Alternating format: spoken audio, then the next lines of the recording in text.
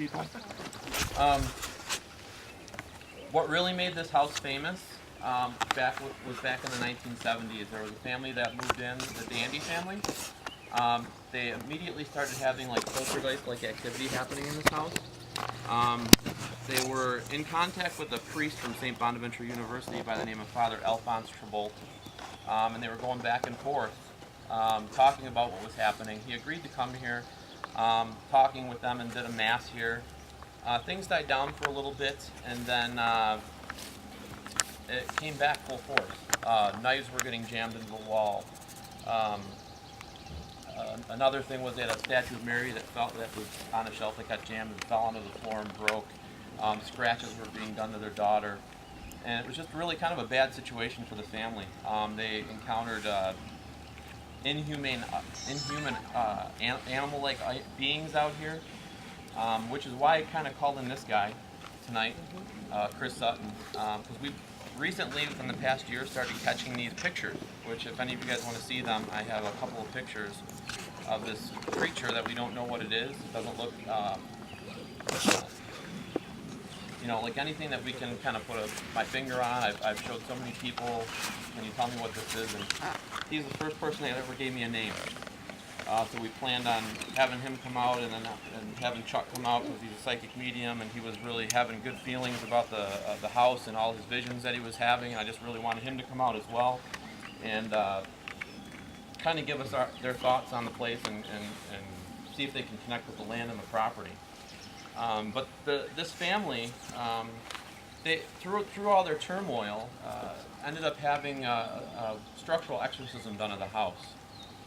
It was sanctioned by the Catholic Church. They brought a film crew in, filmed it. It didn't work. Basically, his advice to the family was to leave, and then they ended up getting all their personal items up and heading out. Many families moved in and ended up leaving. There was a couple of families that we talked to that actually moved in for less than 30 days, left all their personal possessions, and left. I came here probably about 8 years ago. And we were coming here with our team to film an episode, and our co-founder didn't tell us anything about the place. He said, don't look up this place, don't learn anything about it. I'll kind of brief you guys when you get here. And it was in December, and I remember coming up this road. It wasn't paved yet. It was the middle of winter, and finally we pull up to this house, and I sit down in the living room, and he has us watch an episode of a haunting called The Dark Forest, and it was based on the house. And I just remember watching that episode. It was about 35 minutes long, and then I looked at him. I go, "Are you effing crazy? You brought us to a house that had a failed exorcism and didn't think that would be something to kind of brief us on before bringing us into a place, We didn't have anything bad happen to us that night. We had really positive spirit activity. And I don't know, I kind of felt connected with the place. I wanted to learn more. I wanted to know what was kind of making the place tick. To the point where the person that owned the house at the time fell in default of the mortgage. They started ripping all the ductwork out, all the electrical. The place had no electricity, and I was in the house one last time. We were here kind of saying our goodbyes, and I remember Michelle, who was working for the guy that owned the house at the time. She said, "Dan, you should get this place before they tear it down. They were gonna raise it." I go, "Michelle, I don't know, and thought about it long and hard. And I remember talking to my wife, and she thought I was crazy. And I called. I said, I called up, and then the person that owned it, who was defaulted back, she ended up passing away. Long story short, it defaulted to her son.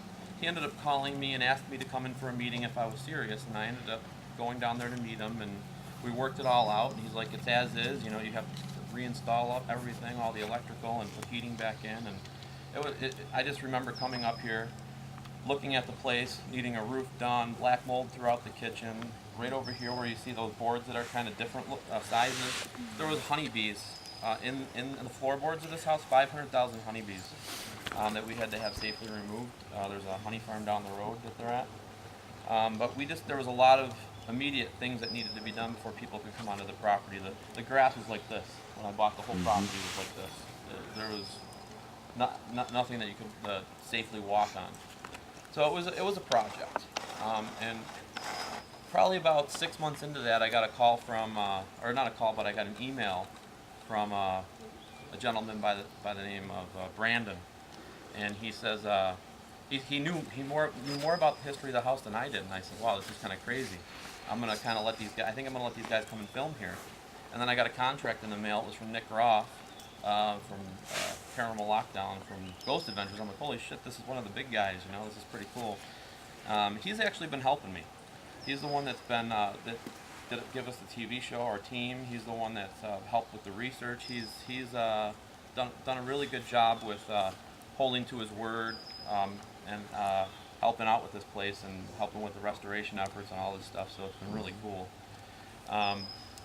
Which brings me to today. I mean, we've had teams from 5 different countries here. There's teams here every weekend investigating this place, trying to find new history, new information that can kind of help us date to find why this place is so haunted, why the land is so haunted.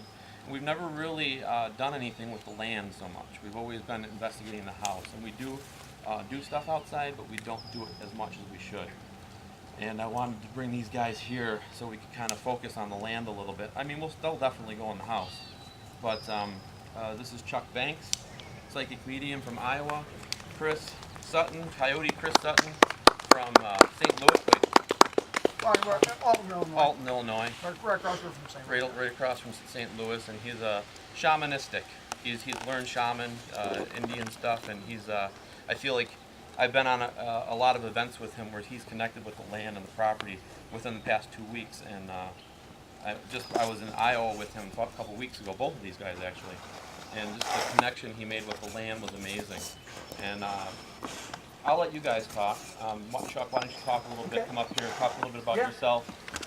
Tell everybody a little bit about you, and then Chris, you can talk a little bit about what you think is out there. Okay. And we can go from there. We'll split up into groups and investigate a little bit. Okay, my name is Chuck Banks. It's Charles Anthony on Facebook. I'm also known as the Closet Medium. I would say that, as the weeks progress and those sorts of things, I'm kind of coming out of the closet just a little bit. But first and foremost, I want to give props to Dan and for allowing us to come out here, and especially Chris Sutton. Chris Sutton it was a first for so many things for me, because I actually did a little podcast years and years ago, and Chris was my very first guest on that. He's been the first guest on several of my changes, you know what I mean, so to say. So it's pretty awesome, and I'm humbled to be a part of something with someone I truly look up to, Chris, and I want to say that. You know, I love your brother, so I'll say that first.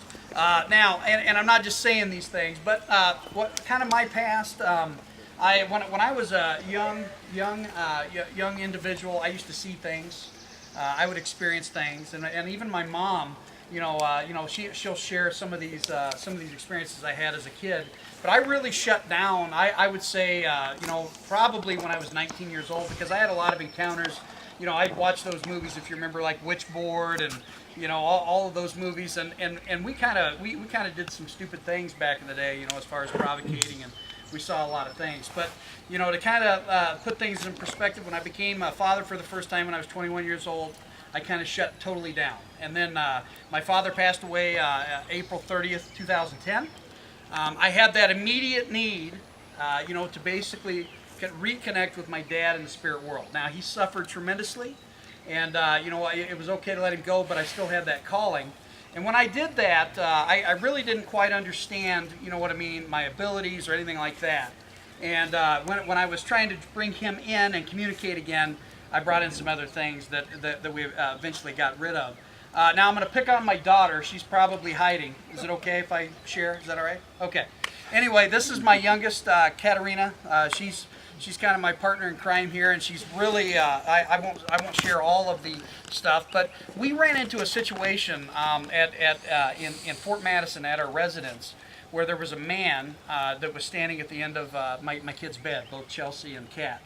Well, anyway, we had several experiences. That was the first time that I'd ever pulled a negative spirit, out of a person, which happened to be my daughter. And at that point, I just kind of started searching for the truth. That's why I kind of did the podcast thing. That's why, I reach out in the community. And I'll tell you, there are a plethora great individuals, you know what I mean, to look at. But what I do is I can see not only through my third eye, but I can actually visualize and see. For example, there's a man with a mustache up on the right hand side, and there's also a woman that's kind of got her head down. I can see that.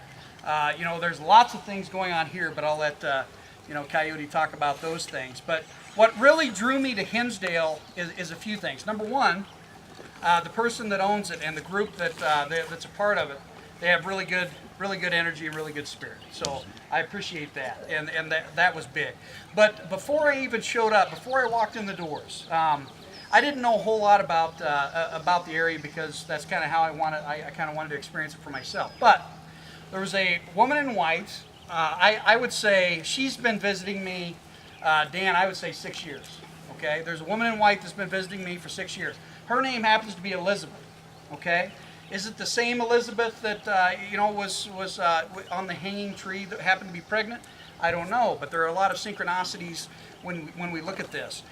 2 weeks ago, we actually heard a baby crying in the basement. Now, my grandson is much older and he's rambunctious, but he wasn't in the house at the time. The first time that we heard a baby in the basement would have been a year and a half ago when my daughter was back. So we heard a baby in the basement. I've seen a lady in white named Elizabeth. And Dan, correct me if I'm wrong, but it's supposedly there's a pregnant woman that was hanged on this premises. Right. Yeah, Okay. at the corner of the original property. Yesterday, you know, Brett Yacobucci can attest. I drive up there and I stop, and I stay there for a few moments. And I had no idea that that's where the tree was located. I was just a little bit weirded out with it. But I'm excited about tonight. I've actually written several books. I have 2 books with me tonight. The first one's Death the Saga. It kind of talks about my roller coaster ride from being a scaredy cat that Coyote knew to my spiritual self today. You know, actually going out and helping people out. I also have the Midwest Paranormal Road Trip that I talk about 15 different haunted locations in the state of Iowa. And just to give you a little bit of background of what I do and what I work,